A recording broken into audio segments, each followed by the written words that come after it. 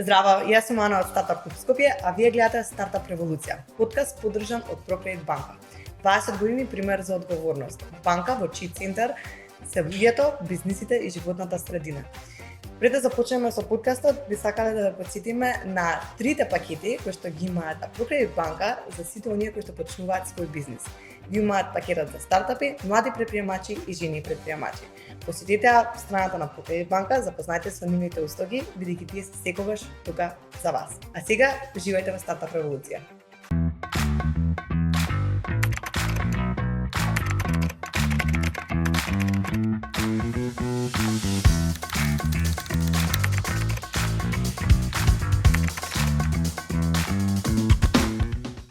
Личноста со која што ќе разговарам е пред се човек на заедницата, екоактивист и предприемач. Познат е по апликацијата Мој воздух, која што моментално има повеќе од 500.000 корисници. Исто така е познат по своите јавни говори. Еден од тие што ви препорачувам да го гледате е неговиот TED Talk на темата аерозагадувањето во Скопје. Денес тој е еден од коосновачите на платформата EarthCare AI. И исто така еден од советниците во град Скопје и дел од тимот на Зелен Хуман град. Денес со нас е присутен Горијан Јовановски. Добре дојде во првата епизода од Стартап Револуција. Добро ве најдов, фала ти многу на покана и се надевам дека стварно ќе има Стартап Револуција во Скопје, а и во Македонија. Апсолутно, се надевам и јас. Пред се сакам да те прашам како си, како се чувствуваш? Имаш интензивна недела. Така, интензивна недела која што продолжува, види за предприемачи не важи фактот дека има викенди или работно време, претпоставувам. Тоа се смеевме со пријатели дека велиш не сакам да работам 9 to 5 работа од 9 до 5, супер, сега работиш 24/7. Така што во предприемаштвото, да, нема пауза, али секако те исполнува на друг начин. Или краткиот одговор на твоето прашање, уморен, но среќен. Точно, тоа се осеќа. Исто така, мислам и задоволството што ти го пружува тоа што го работиш, но истовремено и одговорноста која што ја чувствуваш кон сето тоа. Така што сепак ми е многу мило што одвои време да бидеш тука за нас. А на прашањето дали ќе има можеби, дали ќе предизвикаме Стартап Револуција, апсолутно. Ти ни беше и еден од менторите, заедно со твојот коосновач Драган, на инкубаторската програма Имам идеја, која што спроведивме оваа година, така што сметам дека со таков тим на луѓе ќе имаме една револуција. Сакам овој разговор да го започнеме некако со твоите почетоци, од аспектот на предприемништво, тоа ќе ни биде главната тема, но сакам да знам кога ти си го почувствувал моментот дека можеби си створен за да имаш нешто свое и за да водиш свој тим, дали било нешто што си го заприметил кај себе од детството, тинеџерските денови, иницијативи кои што си ги превзел, бидејќи ти си човек кој што е доста активен во заедницата и кој што се залага за волонтирање и активизам, така што сакам да те навратам кон тие денови кога што можеби си го почувствувал тоа иницијално. Мислам дека најверојатно има два главни фактори како почна целото ова нешто. Од една страна, моите родители, посебно татко ми, цело време ми оставаше во глава Горијан, мораш да работиш за себе, мораш да работиш за себе, мораш да работиш за себе, не работи за други, за себе, да си најдеш да си работиш, па ќе можеш со лаптопот, па уште на плажа да идеш негде да си куцаш. Уште не стигнавме до плажата, сега куцам со лаптопот, но татко ми често и мајка ми ме поддржува и на некој начин ми дава и малце како хинт, слушај, најди начин како можеш да тираш свој бизнис, зашто секако мислам, јас сум работел и во Македонија и во Холандија каде што бев, но од една страна мислам дека они ми беа на некој начин поттик да започнам да гледам навамо, а од друга страна пак дел од моето детство го поминав живејќи во Америка и кога живеев во Америка, многу мал бев, второ, трето, четврто деление, не го открив концептот на гараж сел, каде што они си продаваат работи кои што ги имаат дома и се сеќам дека летата кога поминува во Македонија, откако се вративме назад, јас продолжив со истиот концепт и почнав моја продавница на улица да правам на тротоар пред куќа. Стварно, тука во Скопје? Во Скопје, да, во Козле. Во Козле ќе седнев на улица, ќе извадев една масичка на склапање југословенска и ќе земев нешто од подрум стари работи кои што ги има, ќе ги продаваме за 10 денари. Не знам, некои чаши, глупости, играчки стари на дедо ми кактусите, садеше тон кактуси дедо ми, ја неговите продавај ги по 10 денари. Ама некако ми беше многу интересно, бидејќи на крајот на денот ти си заработил пари, имаш нешто твое, 20, 30, 50 денари, 100 денари, ама ќе одиш со пријателите, после ќе си купиш чоколадо, Апсолутно. сладолед и си многу среќен. Не знам, тоа секогаш ми остана како чувство дека ми се допаѓа, дека сакам да гледам нешто што јас лично сум створил, да може да обстојувам од истото, ама и да продолжам да креирам. Тоа е супер, но не го знаев ова дека било поддржано конкретно од твоите, тоа е многу клучно според мене, бидејќи често луѓе кои што започнуваат например со свој бизнис, а нивните родители немале претходно искуство во тоа, имаат тука бариери за како ќе се снајдеш со тоа, дали ќе можеш, најди си сигурна, државна работа, не не летај по страна, така што тоа е многу убаво што твоите ти ја дале таа перспектива и те охрабрувале да размислуваш така. Така што тоа ми е особено драго што си го имал како искуство, бидејќи јас кога ќе се навратам, татко ми една реченица што ми има останато е доколку нешто не ти се допаѓа, промени го.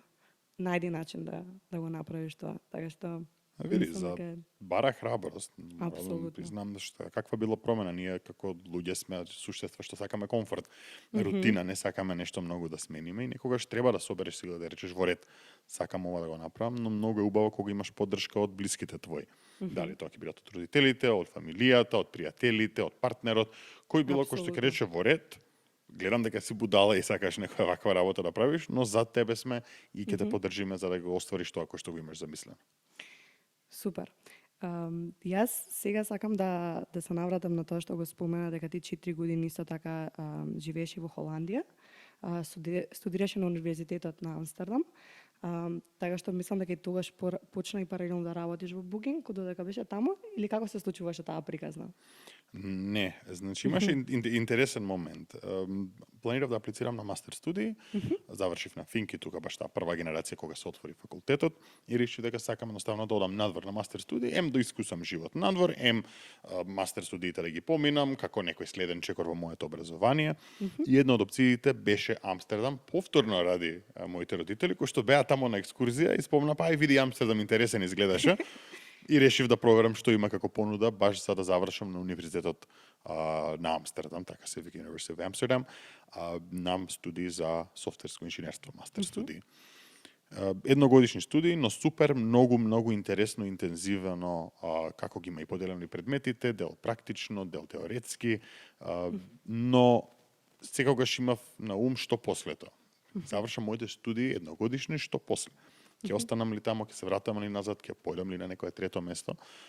И имавме пракса, која што требаше да ја завршиме на крајот на таа година, баш пред да добиеме, пред да магистрираме. И ја правев таа пракса во еден стартап во Амстердам, наречен The Next Web. Да, може луѓе што подолго време се пред десетина Што години се занимава они кога почнува? Епа баш тоа, дека пред десетина години ако си во стартап заедницата, може и ке познато како има, бидејќи беа прилично голем медиум за стартапи, значи онлайн портал и се уште до ден денеска работат на конференцијата The Next Web Conference, која што се одржува во Амстердам и еден од првите такви големи конференции за стартапи исто како што е и во Португалија Web Summit? Web Summit Да. и други. И за време на мојата пракса, кажано во The Next Web, се размислував овие 3-месечна пракса, што после, дали ќе останам тука и многу ми се допадна атмосферата и вајбот, нормално, само тоа има видено и претпоставав дека тоа е најдоброто Да. нешто што постои надвор. Супер беше, ама си имаше своји фалинки. И решив дека сакам да останам да работам во таа фирма. Велам на мојот шеф тогаш што беше, работев во маркетинг департментот, така некако завршив таму, ама им помагав за технички дел. Јас вебсајтот го работев, A/B тестинг Јасно. правевме и така натаму. Му велам на мојот шеф, слушај, јас сакам да останам во оваа фирма. Вика, супер сето тоа, ама ние немаме буџет за тебе. Викам, повторно супер сето тоа од твоја страна, ама јас не прифаќам не за одговор. Како го закажа тој состана? И Или беше стартап во е, живо? стартап е. добро, окей. Двајца без тројца, 20 на души дали беше фирмата, така да мала и сите сме Аха, компактни во една добро. канцеларија, но јас не му дозволов да каже не. И се велам, окей, ако он не ми дозволува да се вработам тука, кидам кон CEO-то, кон основачот. Основачот е една фигура така висок, слаб холандез Борис. Многу ми е интересно дека Борис се вика холандезе, Борис Ван Зантен. И тогаш Snapchat беше популарен. И викам, знаеш што, како ќе штрчам, како ќе се одделам од сите други практиканти, за да рече, добро, Горијан ќе те вработиме тебе. Го најдов Борис на Snapchat. Го додадов и му пуштив некој рандом снеп за да видам дали воопшто го користи. И гледам одговори. Аха. Седнав, напишав рап. Зашто треба да ме вработат мене? Најдов бит во позадина и снимив рап како јас рапувам дека они треба мене да ме прифатат. Дали ова постои негде се уште и дали може да се слушне? Постои како приватно видео на YouTube, седи како доказ, така да го има, но рапот беше поентата да го пратам за да привлече внимание. И тогаш немаше од галерија да пуштиш видео зачувано да го снимиш. Не, во лайв се снимаше тоа. Така да јас морав лайв 4 видеа едно по друго, зашто снеповите беа по 10 на секунди, да ги снимам и да му пратам. И се сеќам одговорот што го добив назад од него беше fuck shit hell, this was awesome. И следниот ден добив понуда за работа во The Next Web. Значи, Али во исто време добив и покана од Booking. И така почна таа. Во тој период почна мојата транзиција, тоест мислење каде да идам и што да правам. интересно. Да, ама си се борал. Види колку интересен пристап си имал. Мене ми се допаѓа тоа. А не ти беше страв како ќе биде примено тоа? Пред да го пратиш беше како? Што ако? Да. Значи, секако мене ми завршува праксата овде, најлошо што може да биде е ме рече ти будала си или те блокне или нема ти одговори. Не можеш ништо да изгубиш, а можеш да добиеш тоа што го бараш и што го сакаш. Така што реков во ред, нешто покреативно, поиновативно, бидејќи си велам што ако јас сум на негово место, што ќе ми привлече. Да видам пасија на некој што ќе рече јас сакам тука да бидам, на некој луд начин искажена. Да, ма супер, ама сите овие мали искуства од секојдневието, не знам, даваат момент на храброст, на решителност, дека ти си спремен да го направиш тој потек и да превземеш ризик, дури да биде тоа поинаку сватено, така што мислам дека треба да се учи од овие примери, од оваа приказна. Минимални се, да, али Да. затоа велам на луѓе, ништо не можеш да изгубиш, посебно ако пробуваш да бидеш креативен, интересен. Едноставно сигурно имаш и други практиканти тамо кои што се бореа за работно место. Апсолутно. Можеш да најдеш начин како ти да си излезеш надвор од конкуренцијата, да бидеш посилен и понатаму тоа ќе се преслика секако и во стартап светот со твојата фирма. Така што може да се аплицира во кој било дел од животот, каде што сакаш да се истакнеш и да покажеш зошто баш ти, а не некој друг. Апсолутно. Се сложувам комплетно. Колку бава приказна. Фала ти. Ако гледаме сега таймлајнот, значи изборот бил очигледен, значи си одлучил после тоа дека продолжуваш во Booking, сега не знам кои биле деталите, но колку време си во Booking додека да почне се со Мој воздух? Како се случува тој момент? Знам дека за време на твојот TED Talk спомнуваш дека една вечер си истражувал, си видел дека имало отворени податоци на страната на Министерство кои биле премногу комплексни, никој не можел да ги разбери и ти си одлучил да напишеш код или не знам како тоа оди во вашиот софтверски јазик, што може малце да ги поедностави тие податоци. Како се случи тој момент? Кој беше поривот за да стигнеш до тоа истражување и понатаму тоа да премине во нешто визуелно да се представат тие податоци? Моментот беше пред Booking, беше пред The Next Web, пред Амстердам дури. Значи, О, јас се уште бев во добро. Скопје, на студент на Финки, каде што со мој другар Димитар тогаш се размислувавме, сакаме да научиме да креираме мобилни апликации. Јас имав неколку обиди до тогаш, ама потајно беа веб страни завиткани во мобилна апликација, зашто знаев веб програмирање, но не знаев мобилно. И решив дека сакам тогаш да учам, да се научам сам. Немавме предмет на факултет и едноставно искористив шанса YouTube и туторијали онлайн да гледам за да научам како да кодирам Android апликација тогаш.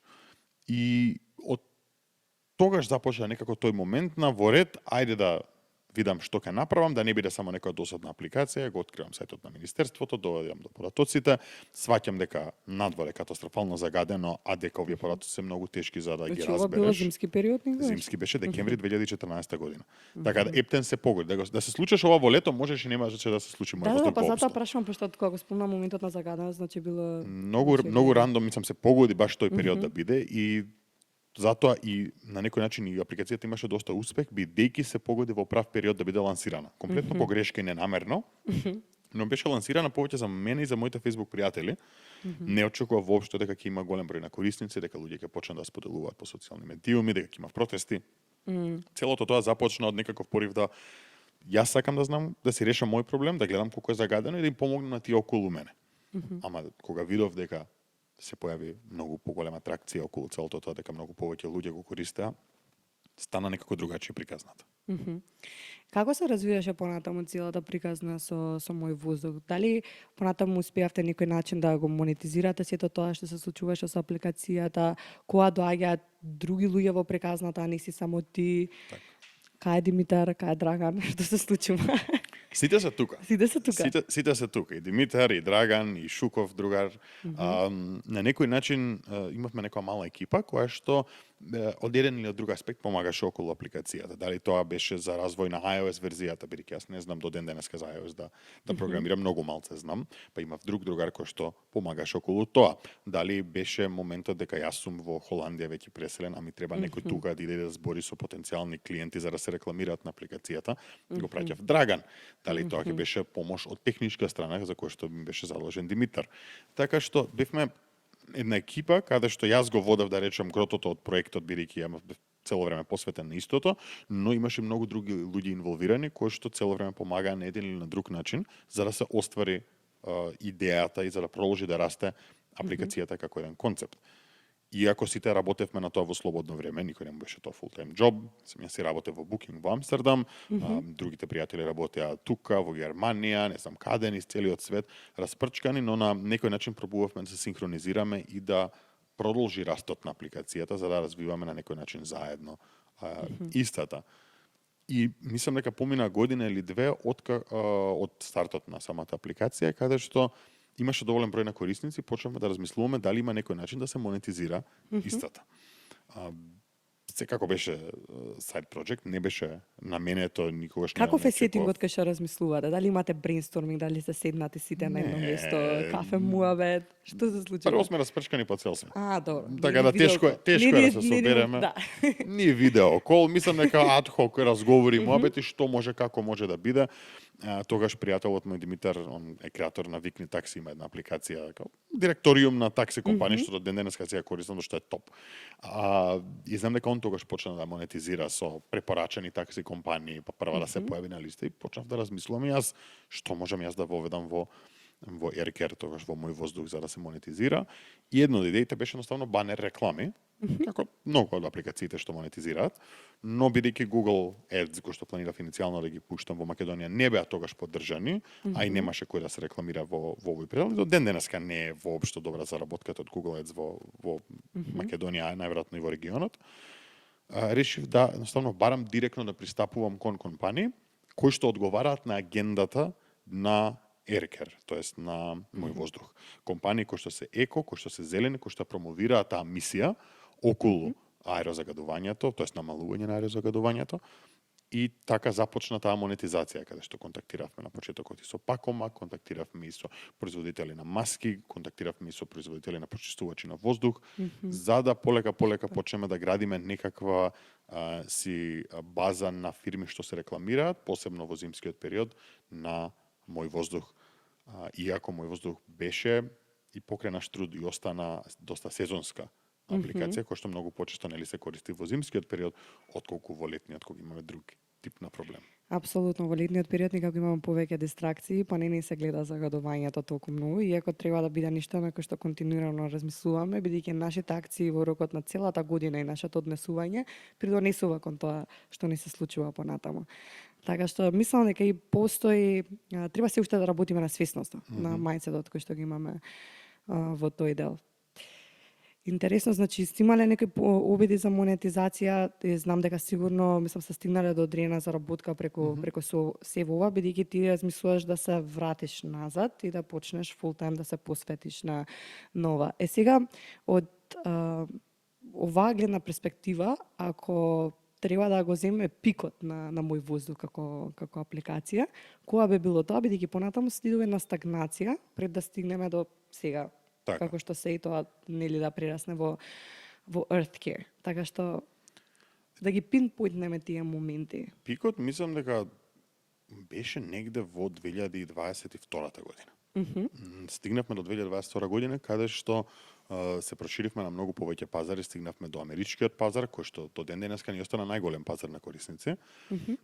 Но стагнацијата што ја спомнуваме беше повеќе околу како да се монетизира тој пазар? Како да може да изградиме тим од апликацијата и тоа да биде само одржливо? Бидејќи да, пари 1000 евра некого ќе направиш во текот на месецот од реклами, од претплати за проверзија, што те знам, но едноставно не беше бизнис кој што можеше доволно нагоре да расте за да одржува тимот повеќе луѓе. Едноставно немаш доволно за плати, за канцеларија, за техничката опрема. И тука веќе почнавме заедно со Драган да размислуваме, каде што јас веќе бе фултайм тука, преселен назад во Скопје, работе фултайм на Aircare, Драган парттайм работеше, помагаше цело време. Почнавме да размислуваме заедно, окей, што е следно? Каде одиме? Што правиме? И мислам дека таков момент имавме на не мога да кажам депресија, ама така тажен си, као зошто не можеш да зашто не оди ова? Драга ти емисијата, драга ти е желбата, сакаш да продолжи како производ, но едноставно гледаш дека не може да пораснем од страна на монетизација доволно голем колку што сакаш да порасне. И мислам дека тогаш започна тестиравме тон ствари. Личен дашборд да ме следи кај одам па да ми даде репорт колку било загадено надвор. Тестиравме, не знам, царство на воздухот, имаше една. Како ги тестиравте овие? Имавте одредени корисници со кои што го правевте тоа? Не, само она буквално we do it live. Правиш го, пушташ, гледаш дали работи, ако не работи од тепа го прави го следното. Мислам дека тоа беше од The Booking го научив како концепт, fail fast. Идејата беше ако сакаш да истестираш нешто, направи го најбрзо што може, не троши многу време и ресурси, пушти го, види дали на луѓе ќе им се допаѓа, ако им се допаѓа, гланцај го. Ако не им се допаѓа, батали го, не троши повеќе време, фати нешто друго. Секако може user research тука да дојде, може истражување на пазарот, многу работи може, но таков сум јас као сакам да изградам нешто, да опипам и одма да го оставам, отколку да седнам и да читам и да правам анализи. Што е многу убаво никогаш наместо да се заглавиш на една идеја да пробаш да направиш совршено, ова е само одиш и тоа е смрт. Смрт на стартап и на продукт може да биде ако толку многу се заљубиш во сопствената идеја дека ова е најдоброто нешто на светот и дека едноставно светот не те разбира и може и може не му е време на идеја. Точно. Не е тогаш одржлив бизнис за овој момент и едноставно што ќе направиш ќе пропаднеш сам себе и фирмата, пробувајќи да стигнеш до нешто кое што очигледно пазарот ти вели нема потреба за ова, барем не сега. Се служувам, имаше некои такви примери кај нас, особено бидејќи спомна сега со такси компаниите, кај нас имаше други компании пред сега кои што користат апликации, кои што уште во 2013 година пробаа да лансираат апликација иницијално која што беше закажување нели на одредено возење и слично, но не функционираше бидејќи пазарот не беше спремен за тоа. Точно. Така што и тоа е моментот што треба да го воочиме дека можеби не му е времето или можеби не му е времето тука, може ќе функционира на некој друг пазар, така што треба да ги истражуваме тие работи. Така, момент на блага некоја си депресија, што како ќе се случува и потоа се случува вие да бидете на ретрит, на Founders Retreat, 2023-та? 23-та, да, 23-та беше. Да. И тука се случува нешто во меѓувреме. Пред Founders Retreat-от, јас имав аплицирано неколку акселераторски програми во странство. Се обидов да дојдам до одредена помош надворешна, каде што ќе може да продолжиме да градиме идејата. Аплицирав посебно на такви акселератори кои што се наменети за одржливост, за зелени идеи, за climate tech, но еднаш, два пати, три пати, четири пати ќе те одбијат и едноставно си велиш, окей, не бива. Не сме за ова. Ние пробуваш, не иде и удираш зид во глава. Како после ова не добро. Сваќаш дека едноставно нема поента и си велиш, окей, тука некако имав кренато раце. И се сеќавам, добив мејл од Techstars, кој што појма немав кој се. Благе везе, не ми значеше ништо името во животот. Techstars добивам мејл од некој си дечко Брајан вели, не знам, вие видовме вашиот стартап Air Quality App, и мислиме дека ќе се совршени, си викам, окей, прво, очигледно колку автоматизиран имейлов, зашто така е само на никој не ја вика Air Quality App, тоа е копирано директно од Facebook. И си викам, добро, и онака баш бев со мало со врз delete копчето и решив, да прочитам убаво што е ова, како е ова. Проверив на интернет, си викам... Split second било во прашање. Толку многу разлика ќе направиш, само да го избришав тој мејл. Зашто така бе во лоша состојба, кај што велев, окей, ова не бива, бриши го мејлов, уште еднаш викам да аплицирам и да ме одбијат, уште толку да паднам во депресија. Не, зашто, што ми треба тоа? Окей сум. Но некако решив, ајде да пробам. Аплициравме на повикот, имавме состанок брзо со нив, втор состанок со нив, некако многу брзо почна да работите. И тогаш бевме ние, тогаш се случи Founders Retreat во Велес, каде што се собрани стартапи од Македонија, тамо се разменувавме идеи, имавме ментори. Тоест имате Но неколку сесии. сесии се случуваат и добивме мејл ние од Techstars, велат во ред во последниот круг на изборста, но ние не примаме B2C идеи. Примаме исклучиво B2B. Значи не бизнес to client, апликацијата кон тебе, како што е Еркер или Мој воздух, туку само бизнес to бизнес. Имате, вика, тогаш беше, се сеќам, сабота, имате до вторник да смислите целосно нов бизнес план и како продуктот ќе го смените кон B2B и да ни го презентирате на состанокот таму. Целосно нова маркет анализа, target customers. И се сеќавам, јас и Драган на ретритот се повлековме во соба, беше биќе сабота вечер, сите во ресторант ги слушаш, пијат музика, се свири гитара. Во најголемата журка. Најголема журка, ние седиме, имаме криза на идентитет. Што правиме? Кои сме ние? Што е сега производов? Очигледно не може ова да е, треба да е нешто друго. Wow. И се сеќам во таа најголема паника, почнавме да истражуваме, да правиме, да пустиме, па чекај, застани, кои ни се нашите цели, па почнавме од длабок разговор. Имам едно прашање, кој е посмирен во такви ситуации помеѓу тебе и Драган? Драган? Драган има такви типови на комуникацијски стилови. Он е многу поаналитички настроен. Down to earth, чекај полека, да ги разгледаме бројките, да разгледаме полатоците, да направиме споредба. Јас многу сум живчан и трчам брзо, сакам брзо да идам, ама ја почесто се сопнувам по пат идејќи напред, така да добро се надополнуваме, али мислам дека во тој момент на криза и двајцата бевме малце во паника. Што е ова сега? Ти го замислам. Не, беше многу смешно, затворени во соба, такви ја на столче седна, Драган легнат на кревет и се гледаме стегнати двајцата со лаптопите, што правиме, што пишуваме сега. Но да, направивме комплетно нов план, дека ќе таргетираме бизниси, дека ќе продаваме полатоци за аерозагадување кон не знам што имавме тогаш идеја. Не знам во првиот бизнис план дали беа осигурителни компании или нешто друго, као идејата беше, не знам, на некој можем треба за животно, за здравствено, на болници, на нешто безвезно беше, што секако не успеа. Но го направивме планот и го пративме. На Techstars го презентиравме во вторникот и вторник вечерта добив јас мејл назад дека ние сме примени во Techstars. Тоа е тоа. И се сеќам, сам бев дома, го гледам мејлот, пресреќен, леле, викам што се случи, како мислам, нагло добра вест. Пуштив музика на телевизија, си ставив виски во чаша, почав да играм, да пијам, не знам што. Некако многу онака позитивен момент во целата таа приказна. Па знам дека и после со Драган се видовме, па не можев да му кажам, упорно пробав некоја форица да му кажам, а он преплашен, ама кој се Techstars, ама да не е скемова, да не се деси нешто лошо. Да, па не веруваш, мислам, не ти е реално, пошто нели сте биле во таков некој период на стагнација, во некој не толку убави вести, сега одеднаш нешто ти се случува, дури не ти е реално. Ама не знаеш кој се Techstars, за нас беа страни. Се велиш во ред да не е нешто, ова да не дојде тука да ми каже 2-3 работи и да ме рече окей, зашто Techstars земат процент од фирма. Тука веќе ние одлучувавме дали сме спремни да дадеме процент од нашата фирма и тоа убави, као иницијално се дава 6% од фирмата. 6%. Дали си спремен да го направиш тој чекор и дали ќе вреди тоа што ќе добиеш назад? Имате иницијален договор кој што се потпишува со нив пред да влезете во самата програма? Да, значи начинот на кој што работи Techstars е на сите го добијат истиот договор, јавен договор е, каде што се вели за учество во нашата програма, ќе ти дадеме $20,000, кои што очекуваме дека ќе ги потрошиш за живот и за трошоци што ќе имаш за време на програмата, зашто ти да се преселиш. Каде што е програмата? Ние бевме во Берлин, на пример. Колку беа 3 месеци? 3 месечна програма, да. 3 месечна програма во Берлин, ти дава 20,000 и ти дава, ама за тоа даваш 6% од твојата фирма. Они стануваат собственици на 6% од фирмата. Дополнително можеш да земеш уште 100,000 од нив долари за вкупно 120,000 и за тоа имаше други услови каде што не знам наследната финансиска рунда до 3 милиони, 8 математика некоја на кој што завршуваше дека они од 8 до 9% од фирмата во првата финансиска рунда ќе поседуваат, што е голем залак. Тоа не значи дека за секогаш ќе го имаат они тоа, со нови финансиски рунди им се намалува процентот, но повторно голем залак и секогаш сакаш да се размислиш дали ќе вреди ова што ќе го добијам јас назад. Така што, али за нас барем многу вредеше и на момент не зажаливме фактот дека го поминавме тоа искуство.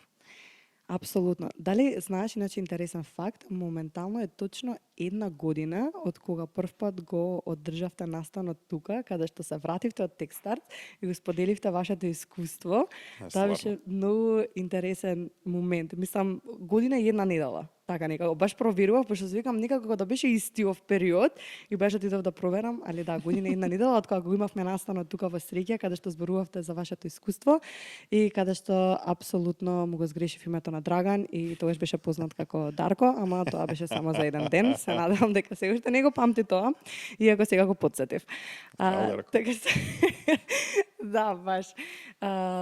Така што може на кратко да опфатиме за искуството тамо. Програмата беше поделена во 3 дела, од кои што првиот дел иницијално беше како да ја убиеме, идејата со која што стоидовте таму, па се до одново да ја изградиме.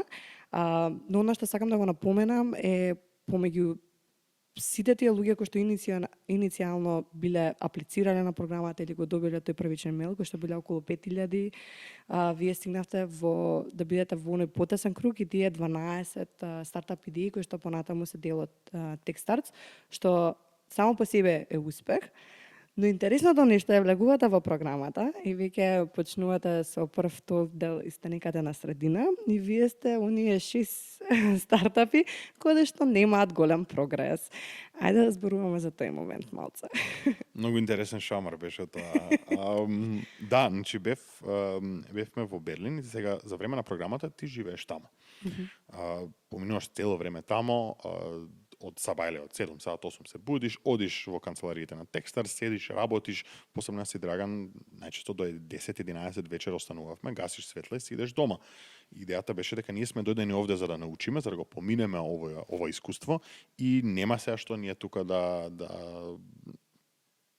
шалабајзери да бидеме, да го искористам тој збор. Јасно. Буквално Нема шетање толку многу. Нема многу затворени шетање. денови. Имавме еден ден во неделата кој што си го одредивме за шетање, тоа беше сабота, што во недела па ништо не работеше, а сите други денови ние ги работевме. Значи, ако немаш состаноци тамо или настаник, имаш дома, да размислуваш, да кодираш, да работиш, цело време има нешто. Значи никогаш не е досадно или дека сум завршил со работа, сега можам да сидам дома. Не, во стартап нема сум завршил со работа. Апсолутно. Така што месец и пол ние работевме на идејата дека Ергер ќе биде B2B, зборевме со тон фирми, зборевме со осигурителни, на 30 состаноци. И све што слушавме назад е, знаеш, Горијан, супер целото тоа што имате податоците, ама Што ќе правиме? буквално мех. Немаме што да правиме со ова, не ни е интересно. И се сеќам петок вечер беше, имав баш пријателка од Скопје дојде на гости тамо. Со мене викендот заедно да го шетаме Берлин да го видиме и петок вечер јас добивам порака од Techstars, од главниот на Techstars Берлин, Мартин, Мартин. На Slack. И добиваш од Мартин Slack message, тагнати 6 стартапи, не иновирате доволно, до почетокот на следната недела очекувам многу појака иновација да направите поголем пивот, кажано, внатре во стартапот. Еден од тие стартапи тагнати сме ние. Ја тој викенд не го уживав, иако имав и друштво и требаше да искачаме, другарката доставно ме гледаше дека ја цело време бе стегнат. И си велам, окей, што да правам сега, мора да смислиме нешто. Драган во тој период беше во Скопје и се слушавме со Драган и рековме, окей, ај вака. Ти ќе правиш твој брейнсторминг, јас ќе правам мој брейнсторминг. Не правиме заедно, за да не си влијаеме еден на друг на идеите. Ти направи твој, јас ќе направам мој, ќе се соединиме заедно во понеделник, ќе седнеме, ти ќе ми ги презентираш твоите идеи, јас ќе ги побивам. Јас ќе ги презентирам моите идеи, ти ќе ми ги побиваш. Таа што ќе преживее е таа што ќе презентираме дека идеме напред. И имаше, јас додов со многу глупи идеи, во тој момент, не знам, паника ме фати и почнав комплетно надвор од темата. Платформа за детекција на AI ревјуа на Amazon или на e-shops. Као да може да се заштитиш ти да видиш колку од овие се ствари фейк од ботови, колку не се. Не знам кој други, негде сигурно постои ова листа на глупости што смислив тогаш. Драган дојде со една идеја, идејата беше EarthCare. Дојде со, мислам тогаш не се викаше EarthCare, размислувавме за име, ама идејата беше тоа, да направиме поголема платформа со многу повеќе податоци. Зошто? Зашто слушавме од клиентите тогашната целна група на осигурителни фирми дека велат пожари, поплави, земјотреси, тешко ние да дојдеме до овие податоци. Окей, ние сме експерти за обработка на податоци за животна средина, Едноставно да не се фокусираме на еден сегмент што е воздух, да идеме на многу поголем. Да. И тука сакам да напоменам еден многу интересен момент, бидејќи тоа што и ово го имаш напоменато и ти претходно, кога си зборувал, дека ти си избегал малце од тоа што вас ви беше можеби експертиза, односно обработката на податоци. И дека треба да постои такво product and founder fit момент. Така. Што би сакала да го објасниш зошто е тој значаен за понатаму и како ви помага денес кога веќе работите во нели поголеми размери на Earthcare. Види, на стартот, на почетокот на секој стартап, се што имаш е тимот. Продукт наверојатно немаш се уште или имаш некоја крепи верзија на продуктот. Немаш многу пари, немаш клиенти, ништо немаш освен тимот. Тимот не само што треба да е многу добар и издржлив за да помине целото тоа, туку тимот треба да има некаква поврзаност со тематиката што ја работите. Ако јас почнам сега да работам на VR алатка за поправање на коли, а не знаев до пред пар години кај да ставам вода за бришачите во кола, очигледно е дека прво нема да знам што правам, а второ никој нема да ме свати сериозно, зашто едноставно не е тоа мојот домен на експертиза.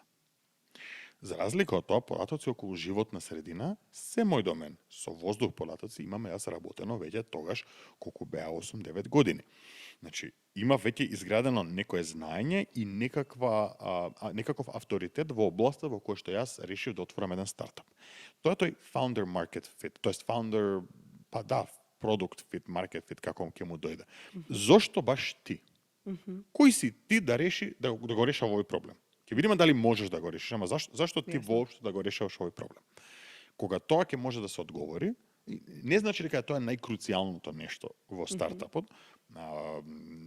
Имам дечки што ги знам, например, што не би рекол дека имал некаква огромна допирна точка со тематиката што работат, а супер стартапи тера. Така да не дека е тоа клучното нешто, но од друга страна многу помага. И за нас тоа беше едно од добрите работи, зашто еве и да направев таа идеја иницијална за AI detection на fake review-а, нит сум имал e-commerce искуство, нит сум работел со LLM за да детектирам вештачка интелигенција. Немаше никаква логика зошто баш ние. Не дека не можеш да научиш, ама зошто ти? Ова другото имаше многу повеќе логика. И затоа решивме, окей, да искористиме експертизата што имаме, така кога збориш со клиенти, веќе ќе можеш и да многу позбилно те сватат.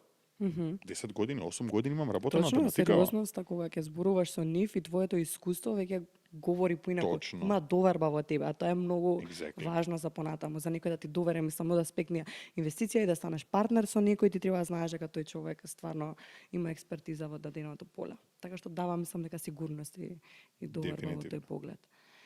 Супер, значи стигнавме до моментот на Earthcare. Јас сакам сега малку да го ја објасниме. Неодамна ја лансиравте и платформата, така што кои функционалности се моментално достапни таму, кој може да ги користи и на каков начин и кој е бенефитот од тоа? Идејата на Earthcare е да е B2B платформа што викаме за климатска интелигенција, комплексен збор. Накратко што е? Ти дозволува да анализираш 30 години историски податоци и 75 години прогнозирачки податоци за која било локација во светот, поврзано со пожари, поплави, земјотреси, суши, студен бран, топол бран, секаква природна непогода или климатски ефект што може да се случи во Скопје, тука во аеродром, или можеби во Карпош, или можеби во Виена, или можеби во Детройт, да можеш ти со 2 клика да изанализираш одредена локација и да знаеш колку често има пожари, колку има поплави, што те очекува во иднина, според добро, лошо сценарио. Едноставно, сите овие податоци што постојат надвор, што треба на одредена банка да направи анализа за зелени кредити, на енергетска компанија да одреди каде да постави соларни панели, на градежна компанија за добро да испита одредено градежно земјиште пред воопшто да почне да прави тамо проект, и на многу други индустрии, од агрокултура до консултантство, потребна е една таква платформа што ги обединува сите овие различни извори на податоци на едно место и ме дозволува со 2 клика јас да ги анализирам. За да јас можам да се посветам на вадење информации кои што ми се круцијални за мојот бизнис, отколку да симнувам датотеки и фајлови и сателитски слики и да ги споредувам и точно сите се во различни формати, различни општи хаос на податоци. А ова е one stop shop доаѓаш, анализираш, па дури и јас и ти може да ја користиме. Не знам, сакам да купам куќа на одредено место, можам брзо да анализирам што ме очекува на тоа место. Како изгледаат временските непогоди или условите таму, за да знам дали мене ми одговара локацијата што јас сакам да искористам да купам недвижнина. Прекрасно. Сега почнав да размислувам и за купувањето на куќа. Не знам дали тоа ќе ми е потреба во скоро време, ама дефинитивно ова ќе го имам на ум. Супер. Кој е моментално во тимот на Earthcare? Колку луѓе се моментално во тимот? Кои се позициите? Како сте организирани? Како функционирате day to day? 5 луѓе сме сега во Earthcare, а во Earthcare, гледаш, јас ги правам тие киксови. Нема врска, тука кат. Нема не. Се смеам, да. Јас цело време ги правам тие киксови, зашто многу блиско ни се именјата. Earthcare беше иницијално, сега Earthcare и се обидувам барем пред клиенти да не кикснам. Цело се концентрирам. Earthcare, ќе кажеш Earthcare. Да, 5 луѓе сме во тимот, значи јас и Драган како коосновачите. Јас го водам бизнис, да речем, одделот. Не можеш од 5 луѓе да имаш оддели, ама бизнис секторот внатре. Ние во помали компанија викаат човек сектор. Ете, човек сектор. Тоа ми е умилено. Оде сме тројца човек сектор. Да, јас заедно што уште две колешки го водиме делот околу бизнисот, значи продажбата, аутричот, lead generation, состаноците со сите тие фирми со кои што збориме низ Европа и Америка, додека Драган заедно со уште еден дечко Филип работат на техничкиот дел повеќе. Значи они се фокусираат на платформата, на поратоците, на целото тоа заедно да работи. Но и јас и Драган како основачи, мада и често и другите, знаеме да менуваме многу улоги или многу капи, каде што јас ќе седам да кодирам ако треба, или Драган ќе води состанок, или некој крај крајава ќе брише прашина од прозори, што и да треба да правиме, бидејќи во стартап немаш една дефинирана улога, имаш главна улога и многу споредни улоги. Апсолутно. Како ви се одвива еден работен ден? Дали имате брифинг состаноци, дали понатаму се делите по тимови, дали имате некоја си листа на приоритетни таскови, како сте организирани денес за се ова да функционира онака ти како што го објасни? Види, стартап е хаотична работа. Апсолутно, чисто та прашувам, бидејќи има Така. луѓе на кои што можеби тоа не му е познато и сакаат да си ја оформат сликата на како изгледа тоа. Иначе мене ми е многу јасно како се оди се прекинува некој на сред состанок, летаат ствари, јасно. Цело, значи стартап е хаотична работа, но ние се обидуваме да даеме минимална структура, зашто ако дадеш многу структура станува многу ригидно, а стартап не е место кое што поддржува или може да преживее со ригидна структура. Мора да е многу флексибилно за све што се менува. Точно. Се собираме на работа, во 9:30 имаме дели состанок, каде што едноставно се избрифираме на брзинка што сме постигнале вчера, што ќе работиме денес, дали имаме нешто што не блокира за да може да си помогнеме и започнува работниот ден. Сите сме во иста канцеларија, така што многу брзо комуницираме, може да се ги слушаме проблемите едните на другите. Најчесто за самиот ден поставуваме приоритети, имаме некоја листа на таскови што сакаме да ги завршиме, но што гори тој ден? Често е тоа прашањето, што гори сега? Што цело време нешто ќе гори. Апсолутно. И реприоритизација ќе има, ги немаш тие класични спринтови, па еднаш на 2 недели ќе направиме спринт, сме пробале не. Во стартап early stage нема тоа, понатаму да. И во еден момент јас и девојките од цел се делиме, тоест започнуваме повеќе на работата наша на LinkedIn или договарање и outreach со компании или follow-ups или состаноци кои што ги имаме закажано, 1-2 состаноци во ден водиш со одредени фирми, се обидуваш да дознаеш кои им се нивните потреби, да направите пилот проект за платформата да ги донесете како full клиент. Од друга страна, Драган со Филип почнува да работат многу повеќе околу development дело, тоест кои багови ги имаме сега, што не работело на платформата, да донесеме некој нов податок, некој нов AI модел за прогноза, за да ја збогатиме платформата и тоа што може да го нудиме кон клиентите.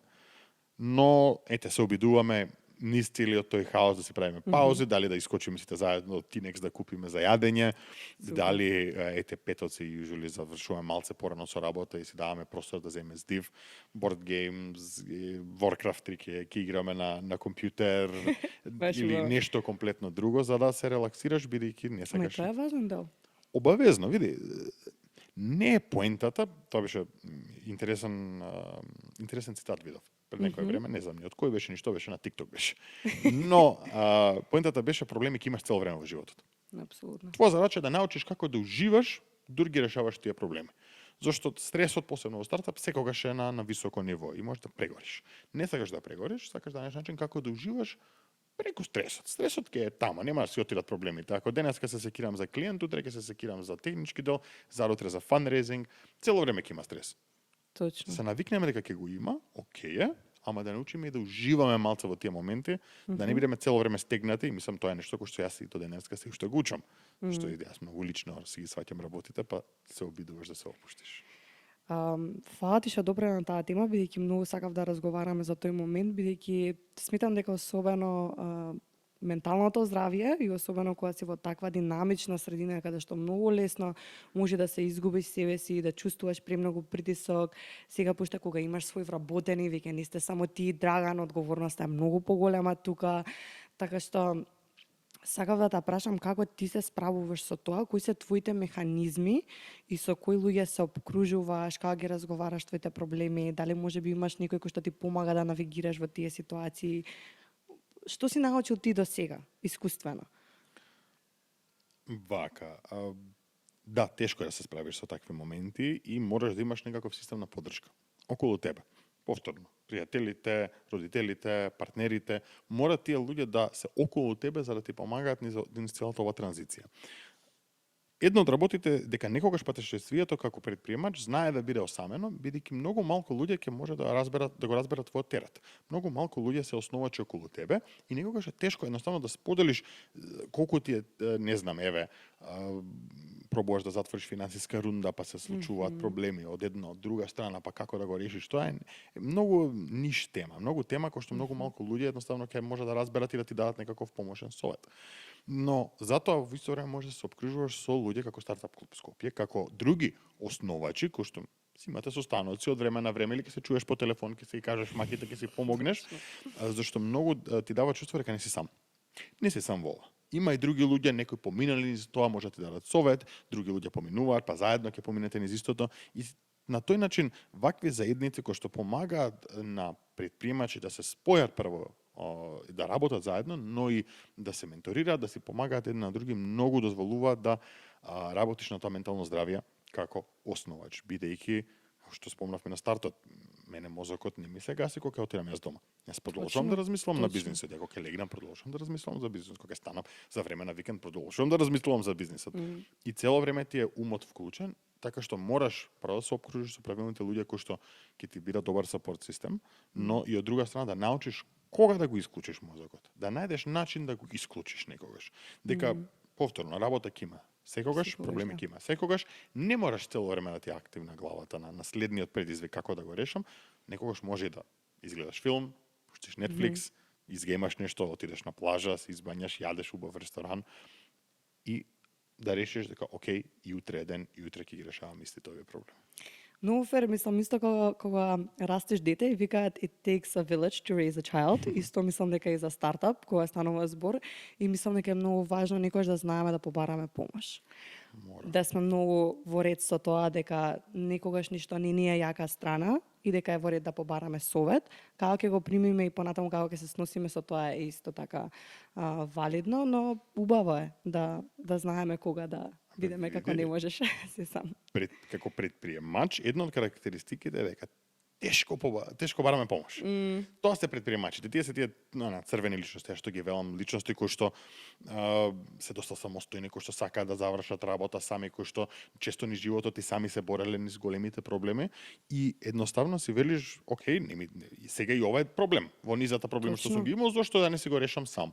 Но не е правилниот пристап. Дефинитивно треба да споделуваме, дефинитивно треба да си помагаме. Прво внатре како основачи, јас и Драган да сме си заеднички супорт систем, но понатаму и со другите луѓе, бидејќи не треба да е осамен тој пат на предприемништво до успехот. И дефинитивно не е, како што гледаме по Инстаграм профили, тамо ќе видиш некои светски предприемачи, па ова е, па јас денеска отвори фирма, еве сум на плажа, седам, правам целото, тоа е супер, тоа викаме шминка. Реалноста е дека предприемаштвото не е лесна работа, бара целовремена посветеност, но има и награда на крајот на денот на целото тоа, посебно за луѓе што ги исполнува да го прават истото. Едноставно треба да се најдеме начин како да не прегориме во целиот тој хаос, посебно за предприемачи кои што прв пат започнуваат нешто како што јас, што све ни е ново. Секој нов чекор во успехот и напредокот на стартапот е нов, не си го поминал претходно. Апсолутно. И не знаеш како ќе реагираш во одредена ситуација. Тоа е многу интересно колку откриваш уствари за себе си во дадени ситуации кои што претходно не си бил ставен во таа позиција.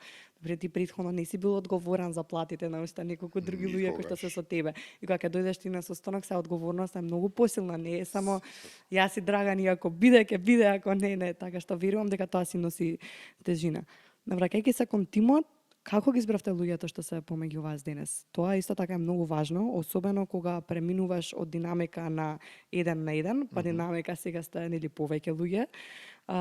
Како одлучивте кој ќе биде дел од тимот и кои се вредностите што ги цените помеѓу вас како тим, што ве одржуваат заедно за да има некоја синергија? Пошто мое размислување, еве би сакала да го слушнам и твоето, е дека тимот мора да дели исти вредности во однос на одредено однесување или пак кој сакаме да бидеме, кон што целиме, за може ние да ја чувствуваме таа синергија едни помеѓу други, да имаме одговорност едни помеѓу други. Така што, како исполнува тоа со сегашниот тим? Интересно. Види, во стартап многу е круцијално како ќе изгледа тој иницијален тим. Покрај основачите, со кои луѓе ќе се обкружиме и каква средина ќе се обидеме да изградиме на почетокот. Тој иницијален тим е критичното make it or break it момент. Ако Точно. немаш добар тим, со кој што си обкружен, едноставно нема да ти успее стартапот. Не може еден или двајца да го носат товарот на цела фирма на грб.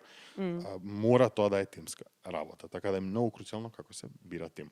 Нема правилен начин. Не е дека има некоја книга, ќе седнеш некој чекбокс, ќе штиклираш, еве ги правилните луѓе. Нема. Но нешто кој што, например, мене ми е секогаш битно при тие интервјуи кои што ги правиме ние со луѓето кои што сме ги примиле во тимот. Не ми е битно дали ја знаеш технологијата. Дечкото тој Филип кој што дојде кај нас претходно немаше работено со Python. И окей, што има врска дека не знаеш? Програмер ќе научиш, тоа е лесно. Не ми е битно значи дали ги имаш hard skills со тебе, отколку дали ги имаш soft skills и правилниот културолошки фит на фирмата.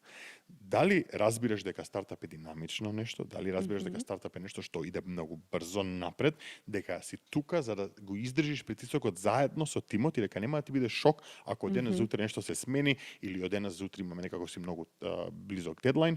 Едноставно бараш луѓе кои што ќе се борат со тебе, кои што ќе бидат во првите борбени редови на фронтот заедно со тебе, наместо да си ти напред, а сите други луѓе да се чекори назад. Тоа е основачкиот тим, затоа се вика основачки тим. Првите луѓе во фирмата. Јас имав одбивност на почетокот и секогаш се плашев не земај никој во тим што си го познавал лично. Бидејќи знаеш, прави распределба, поделба помеѓу пријателство и работа и не ги мешај тие нешта, но искрено ти кажам, во последнава година ми се скрши тоа верување. Стварно? Си го повлеков, да, бидејќи си носи своји тежини, фактот дека ќе работиш бизнис со некој кој што и може ти е близок пријател или познаник, мислам со Драган 15 години, ние се знаеме, не е мало тоа нешто, мислам половина живот мој имам поминато со тој човек. Така да си носиме и наши дополнителни работи кои што се надвор. Но од друга страна, па сваќаш колку можеш полесно да ги познаваш тие луѓе. Или не мора да е твој познаник, може да е познаник на некој што ти го познаваш, ама ќе добиеш добар збор за каков е карактерот на тој човек и дали тој човек стварно ќе може да го издржи притисокот и бубањето на еден стартап. И многу, мислам позитивно ни се случи. Мери, која што е една од девојките што работи со мене во Sales. Поздрав до Мери. Поздрав до Мери. Поздрав до Мери. Да, Мери ни е во Охрид во моментов. Или во Морам, чисто да знае Мери. Ако слуша да знае. Ќе слушне. Мери, например, јас си бев ментор во Brainster. Кога држав една од академиите во Brainster каде што предавав, бев низин ментор и она преку тоа менторство на LinkedIn си имавме заследено, го виде огласот, реши да аплицира и рече, дечки, окей, јас сум тука, јас сакам со вас да се борам во првите борбени редови. Ке научам што треба за клима, не сум работела со ова претходно, но го имам ентузијазмот и желбата да работам во стартап. Што беше супер, Мери е оген, звер, невиден. Истото важи сега и за Ива, втората девојка која што се вработи во Sales делот. Поздрав и до Ива. Поздрав и до Ива. Ива дојде многу спремна на состанок. На интервју дојде спремна со веќе закажан состанок со клиент. Го видов овој пост на LinkedIn. Браво. Тоа беше, значи Браво. дојде и рече прво дојде и знаеше што е Earthcare, имаше прочитано, you will be surprised. Имаше прочитано што е Earthcare, што беше за мене како добро, тоа е супер прв Прекрасно, чекор имаш интерес, истражила, си направила некои првични па види, работи. не би рекол браво, би рекол you've met the minimum standard, значи некој Апсолутно, да. Зашто одиш на состанок кога не знаеш што е фирмата? Здраво, јас не знам Точно. што правите, ама I am here. Така да, тоа, но и дека дојде спремна. Се јави дури по телефон претходно, значи ми го имаше бројот, ми се јави горе, јас аплицирав за работата, да знаеш. Cool, окей, добро. Дојде, бум, на состанок, еве ги идеите, еве како размислам, еве ги моите прашања кон вас, не е само кон мене, поставувате прашања. Каде што се погледавме со Драган и бевме како, this is it. Најдовме човек кој што е оген, кој што знаеме дека ќе се бори со нас. И мислам, супер. Нема ни месец дена веќе во фирмата, ама има закажано тон состаноци, што е многу позитивен. Чекори покажува некој кој што знае што прави и не се откажува лесно.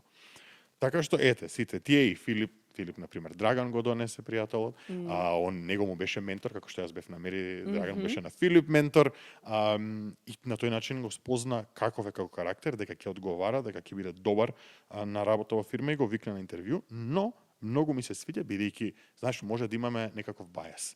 Јас сум бил ментор на некој, имам наклонетост некаква. Да. Кога го имавме тоа, си кажувавме едни на други, другиот да го води интервјуто.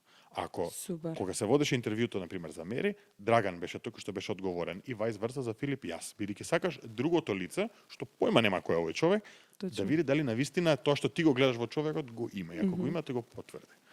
Така што не мора значи дека ти треба да ги знаеш сите овие луѓе, дека ние сме, не знам, сме пиеле кафана секој викенд, но од друга страна тој порив во мене што велеше никако немој да правиш бизнис со никој кој што е близок до тебе. Сватив дека е без врска и дека не треба да се ограничуваш со такво нешто. Нема си дал шанса на тоа, да видиш како ќе оди тој процес, така што тоа е многу важно да бидеме отворени кон такви моменти. Дури и кога имаме бајас. Дефинитивно. Пошто и јас знам да имам такви моменти, но секој си викам не го суди веќе. Значи, дај му шанса на процесот и види како ќе оди понатаму, така што многу баво. Баш ми е мило и мислам дека е особена среќа да ги најдеш тие луѓе толку брзо во тој период, така што секоја чест и го посакам многу успех на целиот тим. Друго нешто што сакав да те прашам, всушност не е прашање од мене, тука е прашање од луѓето со кои што разговарав пред овој подкаст, бидејќи јас први многу е встрекна што ќе го имам овој разговор, ама бев како чекам, освен тоа ти што сакаш да прашаш, сигурно и луѓето што се околу тебе сакаат нешто да прашаат. Така што оно што го добив како прашање за тебе, многу луѓе ги интересираше, бидејќи кога си во ваква динамична средина треба и континуирано да учиш нови работи и се ставаш во процеси кои што ти се нови и би сакала да знам кој е твојот процес на учење сега и на примање на информации и можеби кои содржини ти ги конзумираш, може да биде тоа на неделно, на месечно ниво, кои што ти помагаат со цел да добиваш ти нови информации и да бидеш нели попродуктивен и поинформиран во областа во која што делуваш.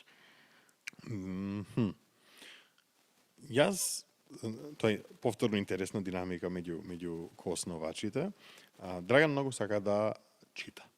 Ќе прочита книгата, упатството, документацијата на што било. Јас, на пример, сум обратен, јас сум тој кој што ќе прочита најмалце што може и ќе почне да прави нешто, дури не се скрши, па ќе го поправи. Така што јас сум човек кој што учи, I learn by doing, што го викаат американците. Значи, морам да правам нешто за да го научам. Многу потешко ми е теоретски да пробам да го совладам, иако тоа си носи своји фалинки, последици во концептуалноста на нештото што го правиш, но сепак многу сакам да работам. Значи, ќе фатам нов програмски јазик како е тоа, ќе почнам да куцам нешто. Ќе почнам да правам нешто минимално, да видам дали можам да го направам. Или ќе земам готов програм во тој програмски јазик, да го менувам. Да видам дали можам да сменам бојата тука, текстот тука, нешто. Да опипам како работи целото нешто. Мојот начин на конзумирање на информација е тој, by doing. Морам да седнам и да го работам нештото и тогаш ќе сватам како работи. Се смееме дека ми кажуваат луѓе, многу сакаш да знаеш како работат нешта. Цело време тоа ти е интересно, сега што имам микрофонов да го расклопам и да видам што имам внатре. Да, тоа ми е, на пример, мене многу порив дека сакам да знам како работат нештата и на тој начин јас учам. Темата како на пример сега метеорологија или климатологија, што е за мене ново. Јас сепак сум софтверски инженер. Некогаш во такви ситуации треба да се свртиш кон експерти. најдеш експерти кои што многу повеќе се разбираат од тебе, и да се консултираш за да ти помогнат да те усмерат во насоката во која што ти треба се движиш. Дали тоа би биле професори од ПМФ кои што ни помагаат, со кои што сме во контакт, професори по метеорологија, професори по географско-информатички системи, информацијски системи, или па некои ментори кои што се од странство, а работеле на оваа тематика. Така што за мене конзумирањето на информации се или јас го правам нештото и учам при правење, или се обраќам кон конкретно точен извор кој што знам дека може да ми ја даде таа информација. Не сум човек што многу гледа туторијали, што воопшто не значи дека лошо да се гледа туторијали, едноставно само мојот мозок не функционира на тој начин. И ретко читам книги, што е според мен лошо. Треба да се читаат книги, јас кикснувам тука што ретко читам книги, ама газот не ми здржи место и се морам нешто да правам, да пустам и ретко можам да седнам и да зедам да листам книга. Тоа е нешто што треба да поправам, ветувам дека ќе пробам да читам повеќе книги. Имам во канцеларија многу кул книги што треба само да бидат прочитани. Драган ги чита. Драган ги чита. А дали никош ти дава резиме? Да. Значи он кога чита, он е легенда. Кога чита не само што мене ми дава резиме, на авторот му пишува. Пишува на авторот назад. Еве, човекот е зевер, еве што заклучил од книгата, еве кој е неговиот фидбек, што му се допаднало, што не. Луѓето што ги пишуваат книгите се во шок.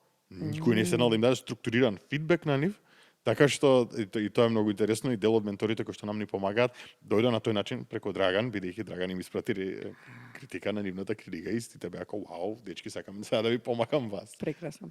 Не знам дали ова е возможно, ама сакам во монтажа тука да имаме листа од книги што ги предложува Драган, за може јас да ги покажам мака. Ќе го прашаме да достави една добра листа. Да, ќе го замолиме. Ако така гледаме дека учиш додека правиш работи, што е последното нешто што си го научил? За кој што си одвоил време? Како работат AI модели за прогноза на време. Сега го имплементиравме првиот AI модел за прогноза на време во EarthCare, модел на Microsoft, наречен Aurora, што до сега се немав сретнато со тој тип на модели. Не знаев воопшто ништо од тоа како работи. Имам код на GitHub кој што ми е даден, good luck, have fun. Еве ви го, дечки. Сеќа знам дека е во Python и знам да работам Python. Толку. Од откривање во ред на каков хардвер треба да работи, кај да наредам таков хардвер онлайн, на какви машини или графички карти, како да направам пайплайн што ќе ги земе податоците што му се потребни на моделот, па ќе пушти, па тоа беше еден процес од пар дена каде што јас седнав и реков, окей, почнуваме чекор по чекор и како што ќе заглавуваме, ќе се снаоѓаме. И морам да признам дека да го правевме овој стартап пред 2 години ќе беше многу потешко без ChatGPT. Значи без алатки како ChatGPT кои што ти помагаат да те усмерат. Никогаш не ми ги решава проблемите. Сега ќе му дадам код, појма, нема ќе ми направи хаос од кодот, нема да ми го среди како што треба, пак ќе треба јас да го работам. Но за да ме усмери, многу помага и затоа многу си ја сакам како алатка, бидејќи иако на почеток многу ја одбивав, а Драган ја сакаше, така да он повторно беше трендсетерот кај нас во тим. Бидејќи едноставно не усмерува.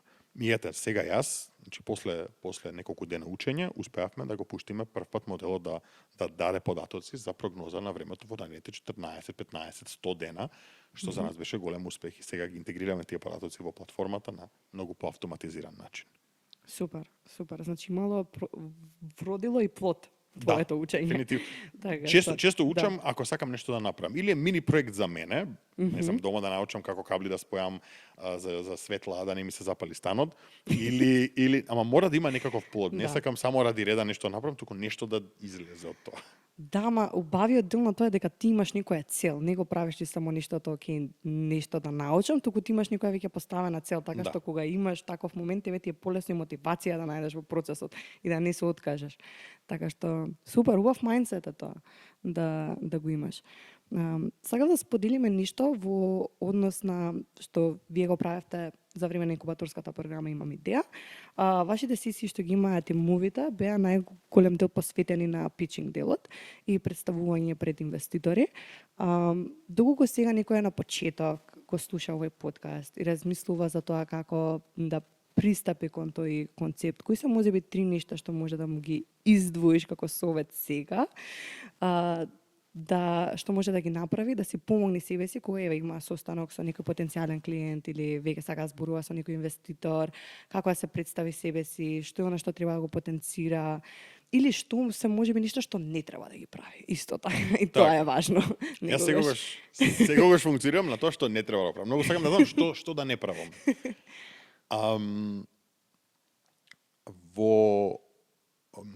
Како да кажеме, првото нешто што не треба да го правиш и кога добиеш идеја, одма да трчаш кон инвеститори. Имам идеја, чекај сега пари ми треба за. Не. Не ти требаат пари. Посебно ако е техничка идеја. Да, ако нешто бара хардвер, производство едно друго, пак ќе сватам. Ако е техничка идејата, воопшто не ти треба. Ти треба техничко лице. Ако ти не си техничко лице, најди технички кофаундер. Направете нешто основно. Пробајте идејата. Никој веќе не може денеска да каже јас не можам да направам апликација, можеш, не се веќе тешки за правење, или веб сервис некој основен, не треба да е ништо екстравагантно, да е најмалата, најсмотаната верзија од целото тоа што го имаш направено, ама направи го и пробај го. Едно од работите кои што ги имам научено дека ќе потрошиш многу време градејќи продукт ако не го валидираш од самиот старт и не видиш дали има потреба за истиот. Ако не добиеш ти позитивни сигнали од пазарот дека луѓе не само што им се свиѓа, туку дека се спремни да го платат, џабе. Така да прва работа е пробај да направиш нешто сам, ама пробај да го направиш брзо и да го валидираш брзо.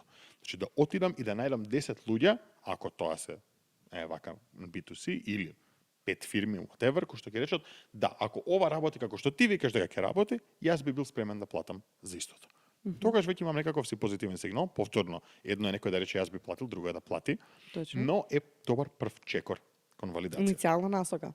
Обавезно валидирање на идејата, зашто повторно ти велам, во Booking кога работев јас, стварно многу паметни луѓе, 13.000 вработени. Многу паметни луѓе во Booking. Ние секогаш ги тестиравме нашите идеи преку A/B тестинг метода се вика, каде што дел од публиката добива новата идеја, дел не, па гледаш дали боле реагира таа публика. 80% од тие идеи пропаѓа. А ќе речеш најпистрите луѓе се седнати овде. 80% од тие идеи едноставно корисниците не им беше гајле. Што значи дека ние може да мислиме дека ова е најдобрата идеја ever, ама не. И не е тоа ништо лошо или страшно. Едноставно треба да разберем зошто на моите корисници не им одговара ова и што е тоа што им одговара. Тоа е прво. Второ, кога градиш стартап, зависи каков стартап сакаш да правиш. Ако сакаш да правиш нешто мало, фамилиарно, неколку луѓе што ќе биде, комплетно е окей. Супер е тоа да направиш.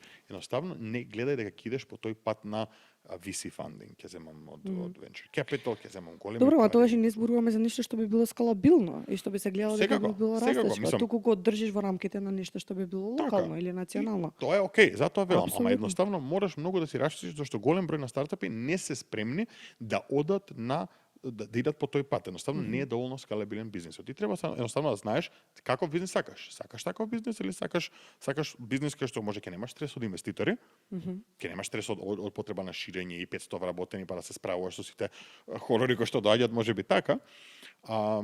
Затоа од самиот старт треба да знаеш на што си решен, за да знаеш како да се усмериш со целиот твој труд. И третото нешто кое што би рекол дека може најубаво, едноставно почни. Никогаш нема да е правилно време. Секогаш ќе имаш изговор. Чекај испит, чекај факултет, ама одмор, ама дечкото, девојката, другарот, сестрата, братот, куќето, мачето. Секогаш има нешто. Никогаш не е совршениот момент да почнеш. Така него чекај, почни.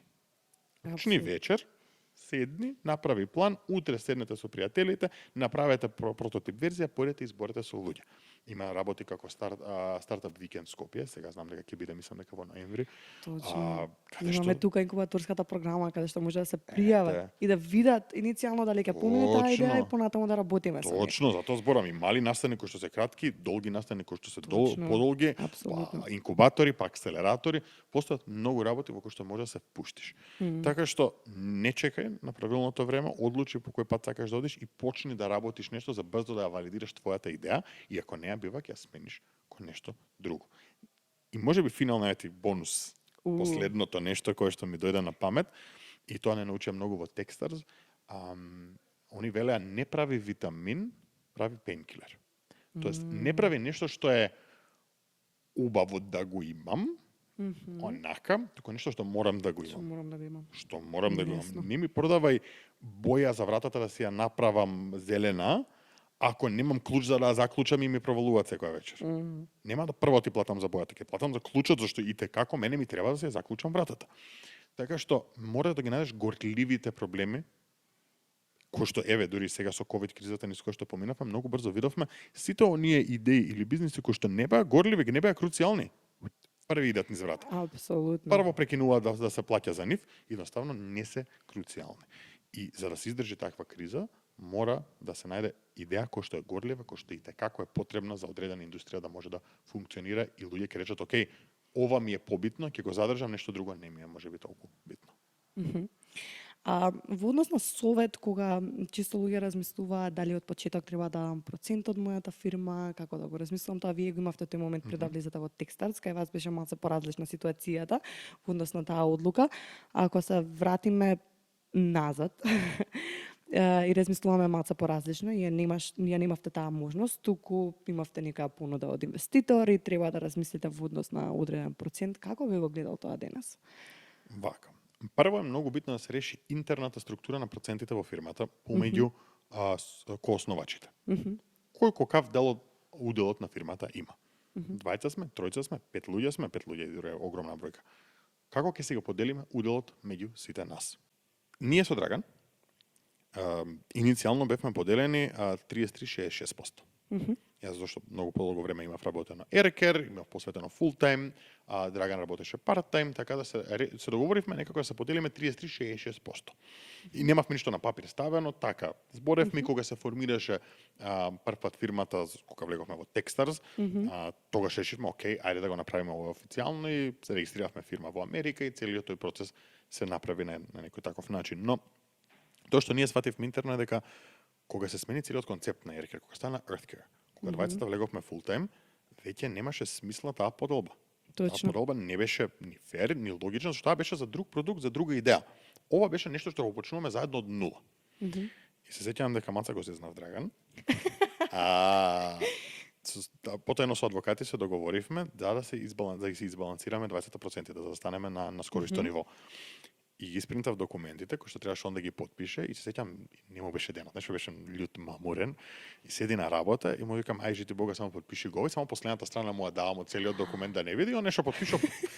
Појба нема што е, си ги собирам, си ги тапкам документите и викам знаеш ли ти што потпиша воопшто?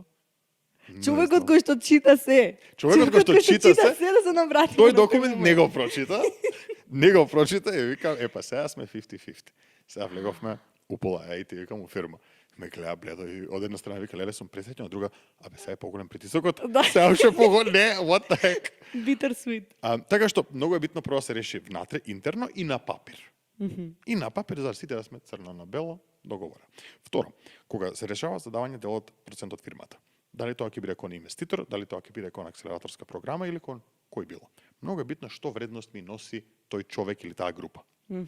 Дали јас ќе добијам некаква вредност, бидејќи тие луѓе за секогаш ќе бидат дел од мојата фирма. Ако е некој што само ми носи пари, и мене ми е тоа најгорливо исклучително во моментот, и само пари ми требаат иначе готово отидов јабана, окей, фајн. Ама тоа се вика најчесто dead equity. Ќе дојдат луѓе во твојата фирма, ќе имаат удел од фирмата, ама на никој начин веќе не ти помагаат понатаму. Си добил пари и тоа е тоа, и ти држат процент што е лошо. Треба да бараш луѓе кои што континуирано ќе придонесуваат кон успехот и растот на твојата фирма. Што значи дека ако е акселераторска програма, што ќе се случи кога ќе заврши таа програма? Имам пристап до алумни нетворк, имам пристап до ментори, можам да ве прашувам, да барам совети, да се консултирам со вас. Ако можам, cool. Ако тој инвеститор ќе ми дадеш пари, окей, кои врати ќе ми ги отвориш? Знаеш луѓе од мојата индустрија. Да. Можеш да ме поврзеш, можеш да ме менторираш, можеш да ми најдеш дополнителни инвеститори кои што ќе се вклучат во твојата рунда, што ќе стане збор за понатаму. Во следните рунди ќе можеш да инвестираш понатаму. Битно е која е вредноста што јас ќе добијам при давање на овие проценти. Тоа е првото. А второто е не треба многу да паничиме на самиот старт, а не да даеш 25-50% од фирмата во прва рунда, тоа нема да стави во добра позиција за понатаму. Но не треба да паничиме, зошто? Зошто од една ствар постои нешто што се вика dilution, кој што за мене беше многу тешко да го сватам на стартот. Што значи тоа? Да речеме, твојата фирма вреди 1.000.000 евра. Карикирам се. Вредноста на твојата фирма била сега проценета дека вреди 1.000.000 евра. И на некој ти му даваш 10% од фирмата. Значи неговиот удел вреди 100.000. Он ти дал 100.000, ти добива 10% од твојот милион фирма. А ако се зголеми вредноста на фирмата? Сега, во следната рунда на финансирање, вие сте постигнале успех, клиенти, продукт, whatever се десило, сега се проценува фирмата дека вреди 2 милиона. Оригиналниот удел на оригиналниот инвеститор од 100.000 сега е само 5%. Аха, се намалува врз основа на тој износ кој бил претходно дефиниран? Точно. Сега се намалува, бидејќи нивниот удел бил 100.000, ама фирмата ти вреди 2 милиони. Што значи дека освен ако тој инвеститор не реши, јас сега повторно ќе инвестирам за да си ги задржам моите 10%, ќе давам екстра пари, тој процент се намалува. Што значи дека на почеток секад мислев, тоа е, давам 10% и за секогаш завршува приказката, 10% не. Се менува, така да е малце покомплексно. И второ, во текстот исто ни кажува, добро вика, ако се фатиш за тие процентите или за валуацијата, па се за 100.000 се караш напред назад или што те знам, сакаш вика да јадеш цело грозија, едно такво зрнце грозија, или сакаш да јадеш дел од огромна лубеница. Yes. Размисли си, вика, зашто да, може со текот на инвестирањето и рундите што ќе се прави, ќе се намалува твојот процент како основач, секако се намалува. Ама ако расте вредноста на фирмата, ако стане дел од огромно нешто, ја ќе сум многу по-окей сега да имам 1% од Microsoft, него 99% од кој било стартап. Зошто? Зошто вредноста е таа што е. Така што тоа велат, не се сеќирај, не премногу го размислува истото, но во исто време пази да не се зезнеш па ептен. И затоа е многу добро да се консултираш со луѓе што поминали низ тоа. Најди некој кој што поминал низ 1, 2, 3 рунди на финансирање како стартап. Здраво, здраво, потребна ми е помош. Ало, Петар Брейнстер, здраво, кажи ми, вие сте поминали низ рунди за финансирање, help me out. Здраво, Никола Херич, сакам да кажам, вие што искуство. Консултирај се. Многу сме, еве, и ние сме тука, значи ние поминавме низ рунди. Тука сме за да помагаме на луѓе за да ги сфатат овие трикови кои што ние сме се мачеле сами да ги научиме. Апсолутно. Мислам дека тоа е многу важно. Јас и многу е стрикна кога се вративте од Techstars, првото нешто беше да го споделиме нашето искуство, ова ќе им треба на други луѓе кои што најверојатно се наоѓале во нашата позиција некогаш и ќе им треба помош да зачекорат понатаму и да сватат дека има други можности. Мислам дека е многу важно да враќаме кон заедницата, особено кога знаеме дека нели сите растиме и особено и се значајни тие искуства кои што се интернационални, кои што можат да донесат нови перспективи тука и размислување. Пошто мислам и ти една од барем твојата филозофија е секогаш да користиш технологијата за цел да помогнеш нели на некој начин и решенијата што си ги видел на пример во станство, сигурно си имал желба да ги имплементираш тука. Така што тие се многу убави навики да не забораваме дека треба да вратиме кон заедницата. Обавезно. И заедницата да се гради. Убавината на заедницата, мислам, јас се сеќавам тогаш кога сакавме да го правиме тоа, мислам дека постиравме на Facebook да видиме дали воопшто некој би бил заинтересиран да дојде да го слуша нашето искуство. И знам дека тогаш ти ни пише и рече, окей, дечки, дали можам да ви помогнам јас да го организираме цело тоа. И тогаш сваќаш дека е многу убаво зашто имаш заедница околу тебе со која што можеш заедно да го градиш и да го споделуваш тоа. Така што прво огромно фала до тебе и до Стартап клуб Скопје што мислам, не го кажувам тоа ради реда, го кажувам искрено зашто ми е драго кога гледам една заедница што се гради, што се развива и помага на луѓе несебично. Значи не сте тука чека јас сега да направам нешто, да земам некој дел, да нешто да имам јас long term ќар од ова. Не, заедницата, кога заедницата расте, сите растеме и тоа е многу убавото нешто кога гледам такви иницијативи. Апсолутно се служувам, мислам јас првото нешто што го направив, знам дека пратив скриншот кај Сале, првото нешто, мислам од тимот што ни е Стартап клуб Скопје, пратив скриншот кај него бев како леле мора да му пишеме, викам зашто да не дојде тука, имаме се, викам имаме видео, имаме озвучување, секој спремиме, нема биде проблем. И те ме вика супер топ, пиши му на Коријан дека можат да дојдат. Така што тоа беше мислам многу убав настан. И така што мислам дека и Кате беше таму, Катерина Диес Форлес беше таму баш на тој настан. И тоа беше многу убава епизода од тој подкаст го гледав, мислам што разговаравте многу убав разговор. За крај, само сакам да ја слушнам приказната како се запознавте со Драган. Значи тој момент за мене е многу важен, бидејќи апсолутно го имам размислувано и немам слушнато до сега и не знам дали сме зборувале. Така што 15 години. Така.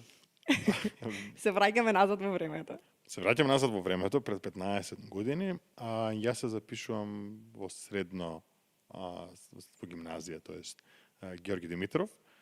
И се сеќам дека седнувам во клупа, првиот ден, до мене седнало едно бушаво дете, тако со долга пуцвала коса, и се запознаваме, здраво, јас сум Горен, здраво, јас сум Драган.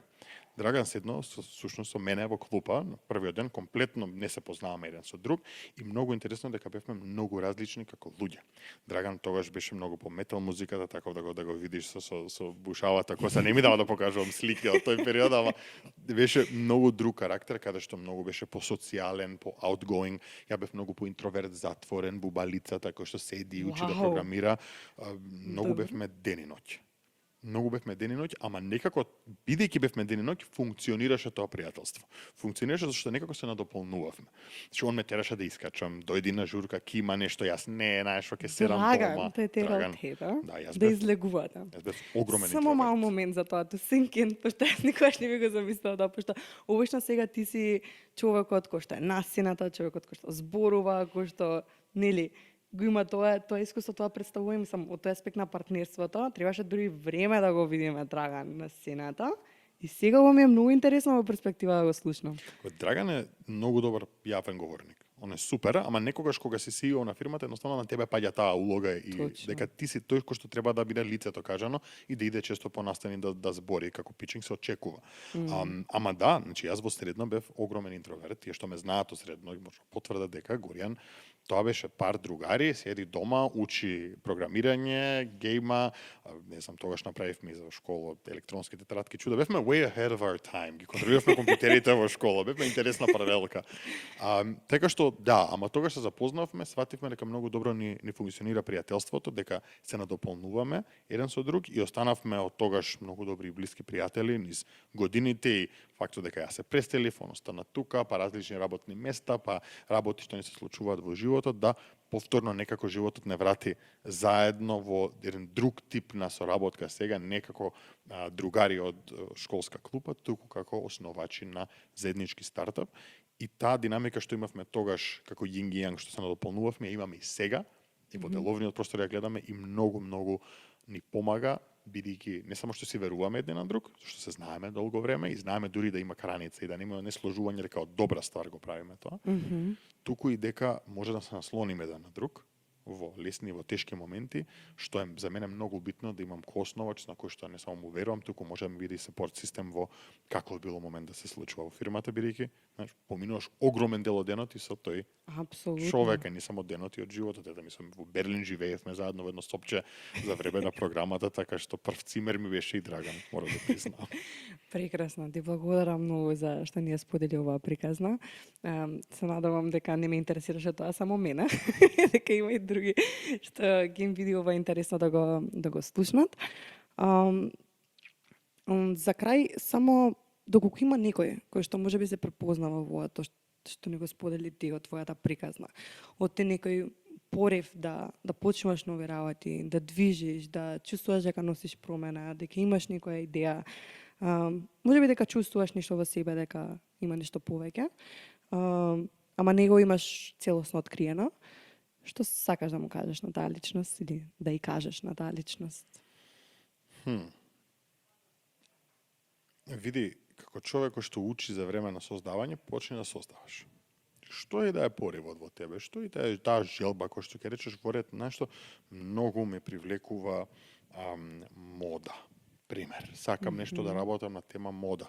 Впушти се во тие групи, впушти се со тие луѓе, почни да збориш, да дознаваш што прават, како прават, да одиш на настани, да одиш на предавање, да одиш во групи, може Fashion клуб Скопје има, не знам како што има стартап клуб Скопје. Апсолутно. Карикирам сега, за да почнеш да се дружиш со истата група на луѓе и полека ќе не само што ќе стекнеш само доверба за да пробаш тоа што го сакаш, туку ќе добиеш дополнително знање кој што си го немал претходно. И тоа мислам дека е круцијалното. Секогаш, ако не прашаш, ако не почнеш, одговорот ќе биде не, а не можеш ништо да изгубиш. Нема срам во оваа работа, ќе има многу одбивања од клиенти, од инвеститори, од што било. Едноставно, почни. Always почни. Не можам да потенцирам колку е тоа важно. Почни. Све друго ќе се дојде по себе, имаш сапорт систем, имаш ментори, имаш стартап клуб Скопје, имаш све кој што може да се најде, ама мораш ти да почнеш, никој друг нема да почне за тебе. Апсолутно. Фала ти многу. Мислам дека многу добро и убаво строчено. За крај. Сега, јас цело време ги поставував прашањата. Така што мислам дека е редно ти да поставиш едно прашање. Сакам да изградиме еден, не знам навика низ овој серијал, односно секој гостин да го поставува прашањето за следниот гостин. Така што ова би било прашање со кое што би му ја почнале следната епизода и би го прашале следниот наш гостин, кој што најверојатно исто ќе биде основаш на некоја компанија и ќе ви раскаже своето искуство. Нема да откриеме кој е, се уште. Ама еве ти како Горијан, што би прашал некој твој колега што е во индустријата и кој што се занимава со ова и во овој свет, што би го прашал? Може да биде да нешто што секојдневно те мачи или си го размислувал? Не би рекол толку секојдневно што ме мачи, туку повеќе ме интересира најголемиот вау момент во кариерата на таа личност. Што е оној момент каде што те шокира и си како леле што се случи сега, нешто што комплетно ти го сменило патот или патеката на патештествието кој што го правиш сега, нешто што може нас не се случи со текстарс и не доведе каде што сме сега од една позиција на депресија кажано. Така да многу ме интересира тие приказки, бидејќи мене ми помага да дознам во тешки моменти како луѓе се снаоѓале. Кога е све супер, тогаш идеме напред, ама кога е тешко, убаво да се осврнеме да видиме кои други луѓе функционирале. Така да кој е бил вау момент, некој момент што направил нагло движење или вртење во кариерата на следниот гостин, така да баш ме интересира што ќе биде одговор. Супер, јас чекам да дознаеме за ова. Може би треба на секој следен гостин да ги поставуваме ова прашање и прашањето од следниот гостин и може така ќе собираме може би интересни одговори. Што користат на сите. Така што, добро, еве како идеја. Горијан, ти благодарам многу за одвоеното време што беше вечерва денес тука и покрај сите други обврски што ги имаш, ти го кажав овој кога се видовме првиот пат кога дојде, мене искрено и на целиот тим на Стартап Клуб Скопје многу ни значи. Особено бидејќи може би не од лично искуство знам како е, но разбирам многу како е да си има обврски и тајт скеџул, така што јас многу го ценам тоа и сакам да го знаеш и секој си не си добре дојден тука и да не поминеш и на пијачки, на кафе. Така што да, ти благодарам многу и за прекрасните одговори. Мислам дека имавме многу убав разговор, јас соживав, се надевам и ти исто така и дознав многу како и за тебе, така и за Ртикер и за твојот тим и за Драган апсолутно. Така што ти благодарам многу. Мило ми е на поканата и да продолжите само напред. Многу е убаво да се забори вака со предприемачи, со луѓето кои што нешто направиле во заедницата, но како концептна мотивација на оние кои што сега почнуваат да прават. Абсолютно. Зашто не треба да не расте заедница, туку мора и како да напред и затоа ти рекам, секогаш ме радува кога ќе видам Стартап Клуб Скопје што прави, дека цело време се враќа назад кон заедницата и ова е еден од тие прекрасни проекти. Супер, те благодариме многу. За сите кои што останавте до крај на овој наш разговор, сакам да ви заблагодарам и вас што не слушавте. И би сакала да ви препорачам да стиснете subscribe на нашиот канал, да го кликнете тоа звонче за да добивате известувања за сите видеа и епизоди кои што ги имаме понатаму на нашиот канал. Исто така може да го следите Стартап Клуб Скопје на социјалните мрежи. Откриваме многу новости за проектите кои што ни следуваат. Отворен е повикот за инкубаторската програма Имам идеја, така што може да тркнете на нашиот Инстаграм профил, да кликнете на линкот во био и да ја пополните апликацијата доколку имате ваша бизнис идеја, сакате да ја реализирате и ќе имате можност да имате некој како Горијан и како Драган да бидат ваши ментори во програмата. Така што ви благодарам многу за вниманието и се гледаме во следната епизода. Thank